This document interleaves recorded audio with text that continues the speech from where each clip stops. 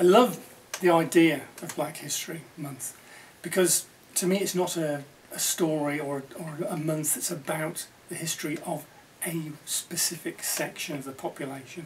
What it's about is our history. It's about the history of the people who live in this country and the many stories that explain and help us understand why we're all here together in these wonderful isles, and also the ways and the paths that our ancestors took to bring it to this point that we're all living in now. I guess there are two main ways in which I think Black History Month is significant in the UK. One of them is the kind of obvious reason. We are trying to, I suppose, educate people or disseminate knowledge about the history of the African diaspora, literature, culture, history, with a special focus on the UK and what the UK's relationship with the Black diaspora is. And of course that does important work of addressing gaps in official public historical record and giving people the opportunity to find out about what has been erased and marginalised throughout history. And it really foregrounds those gaps and makes you think about what happened when certain stories and histories were erased. Also, of course, because we're thinking about Black History Month in the UK, it makes us think about global identities, global communities, and the connections we have across nations and between cultures as well.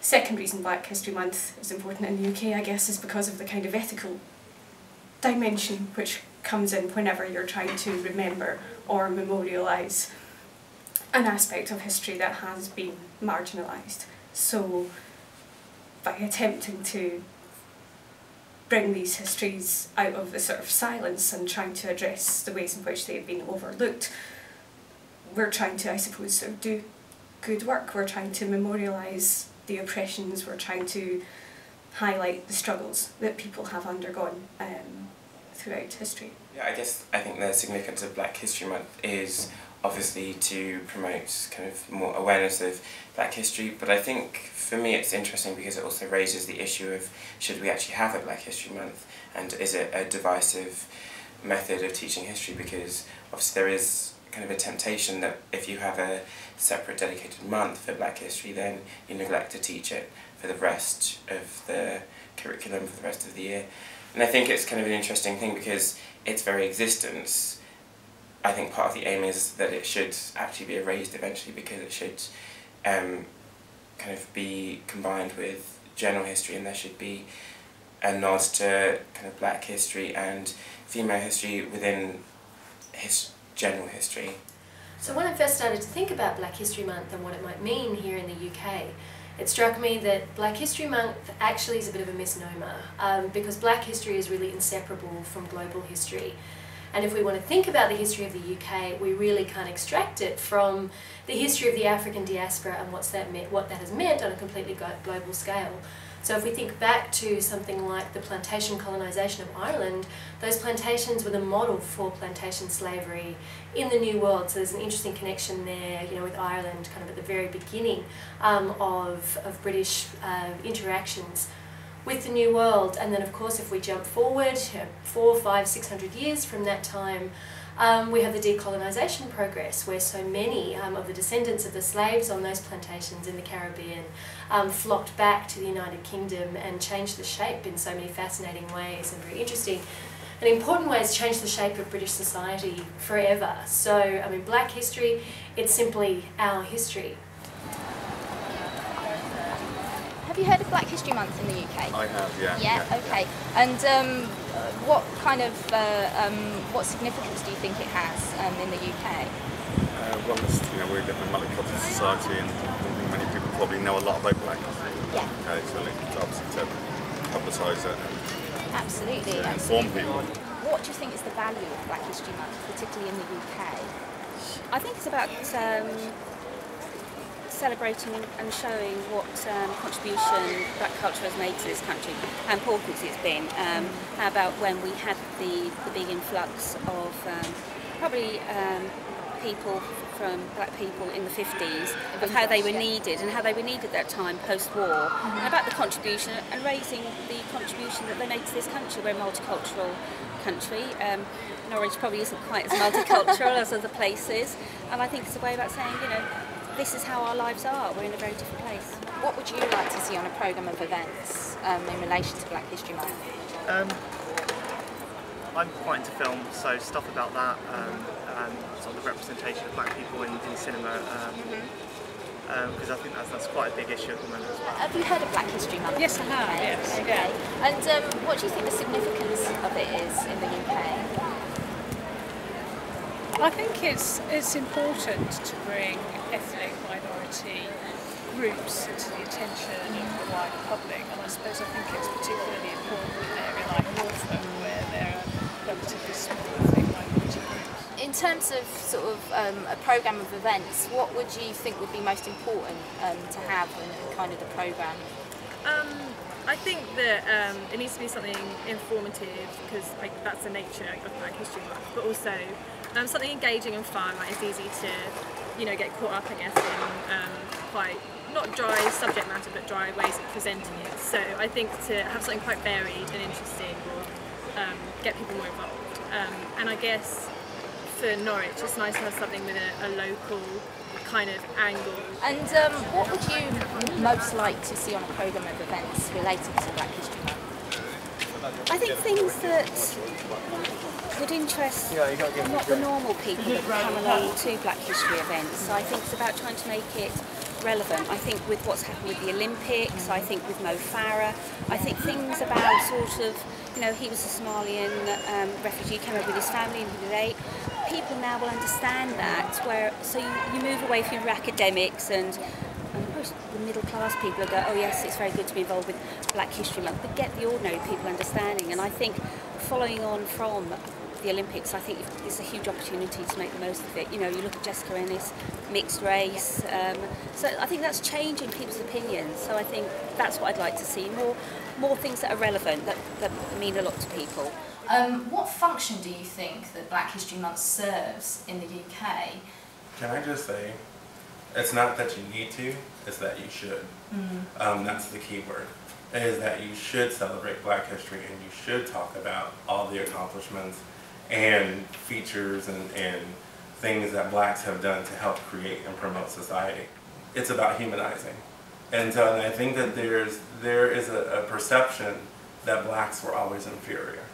There's a perception that because they were slaves or because of how they were colonized throughout the world, there's a necessity to then, you know, demagogue or make them something negative. So I think, especially when you look at definitely the South, and you look at how there's the movie The Help, and while I didn't like, and that's part of my study, and I don't like the film, but part of that is that you look at these women or these people were given such an entree into the lives of this community, where they were running the households, they were raising the kids, they were doing all these things, but yet people think they're inferior.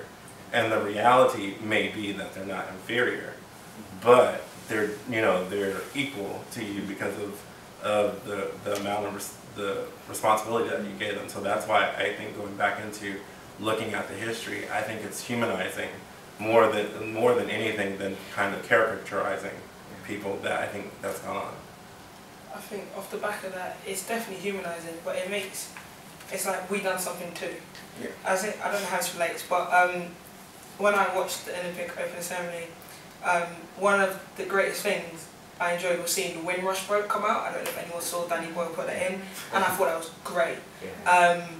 As well as like all the alludes to like reggae and ska music coming from Britain, and it just makes you feel like you're a part of this country in a way, which is really weird because I have problems being called, like, regarding myself as British or English, but knowing that we contributed to something.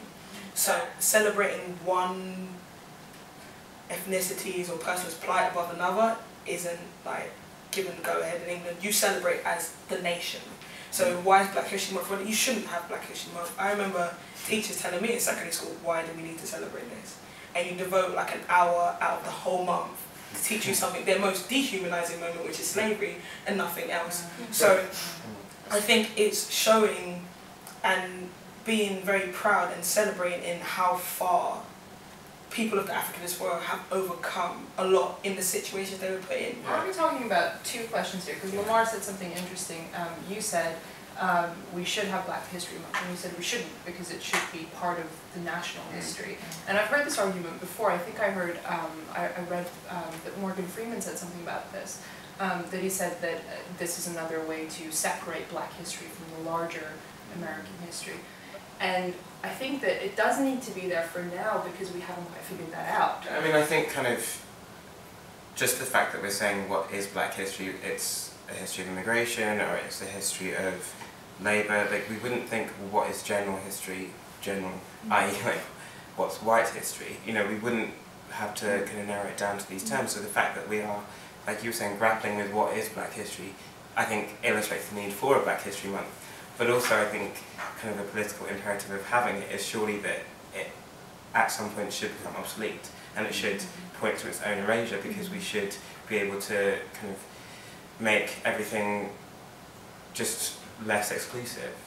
I agree, because if you only focus on it in October, then this is why we have these conversations every October and every October and every October, and it's just for that time that you deal with it. But then it's like, for me personally, it was never a month, it was every day.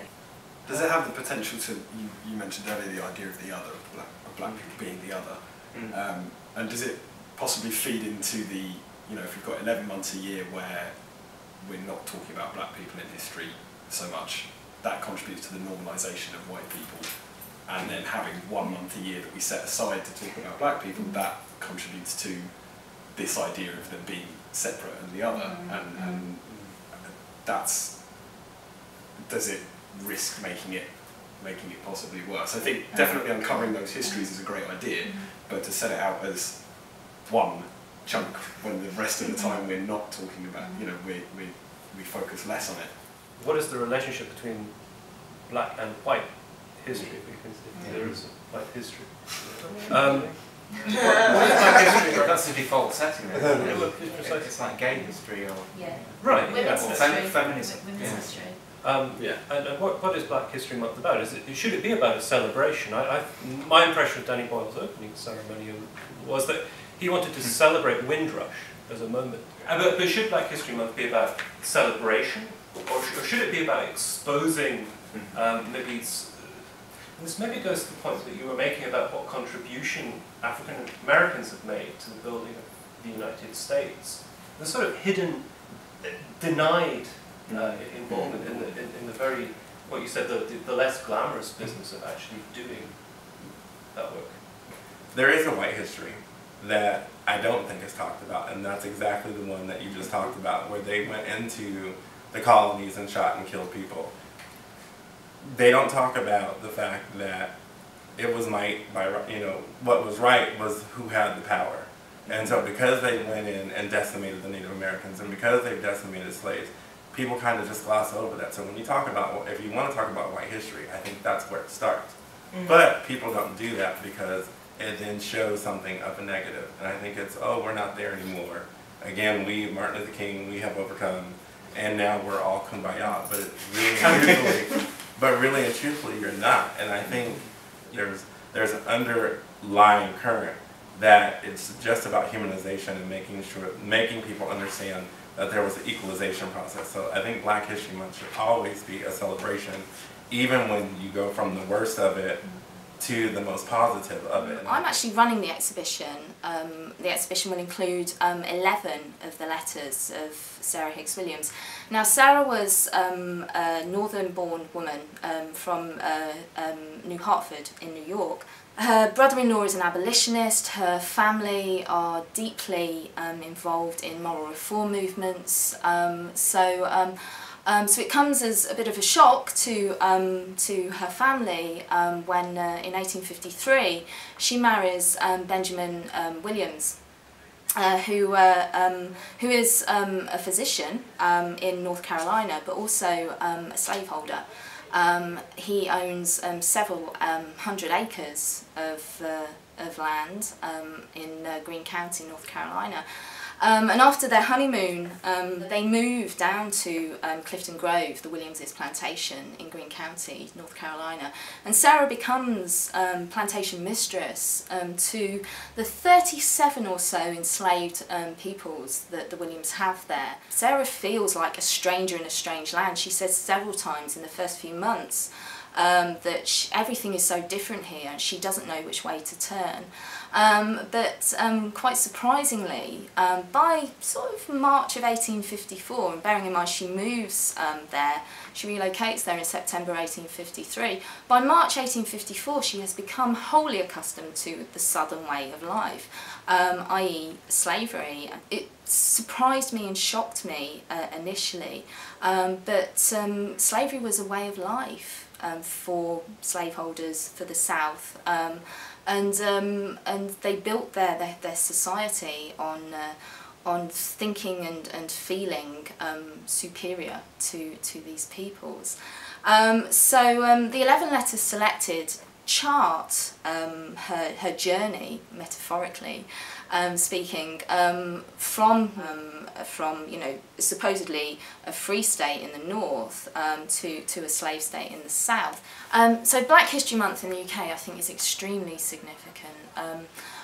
Most people think generally that that Black history is something that occurs elsewhere, over in sort of North America or South Americas or the Caribbean or West Indies, but actually Black people and their presence in the UK has been an enormously significant aspect of our lives since probably about the sort of 16th century. I think it's really, really important that actually Norfolk itself interacts and engages with Black History Month.